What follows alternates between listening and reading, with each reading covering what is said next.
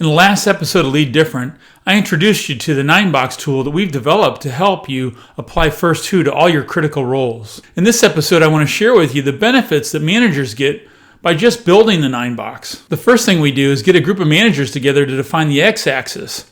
That's a level of performance and how we're going to measure it for the individual role. This is vital to get everyone on the same page as we begin to evaluate people who are in the role currently. It also provides a basis for us to take those results that we want in the role and translate those to the enabling behaviors that will cause somebody to perform. Remember, these enabling behaviors are the clues to the talent that will allow us to determine whether someone is a real fit for a role. Once we've defined the criteria for performance and potential, each manager then places their individuals into the 9-box. We then use a live session to allow managers to get feedback from their colleagues and other trusted input providers. Each manager will go through their individuals one at a time and discuss why they place them in a particular position on the 9-box. Their peers or other trusted input providers in the live session will then provide them feedback.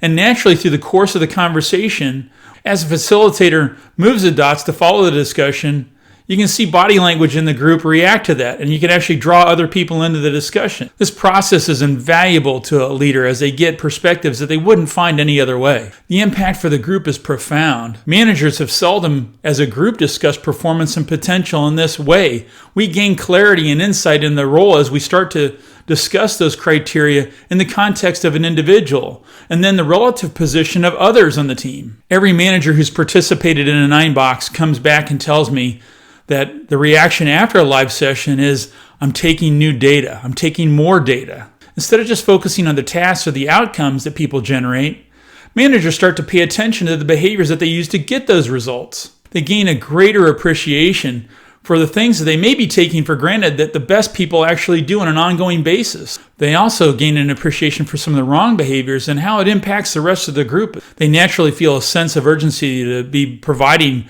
better and clearer feedback, both in providing positive feedback for people who are exhibiting the right behaviors, as well as corrective feedback for the people that need it. As managers spend more time understanding the talent and the performance in a given role, we're better able to find the right people. Leaders who work with the 9-box also comment that they don't feel alone anymore in managing performance. They naturally have their peers who are working with the 9-box as a support network. They share ideas on how to manage performance and deal with difficult issues. There's a natural mutual accountability that takes place. What happens through this process is the level of performance and fit and engagement goes up, and the level of stress goes down.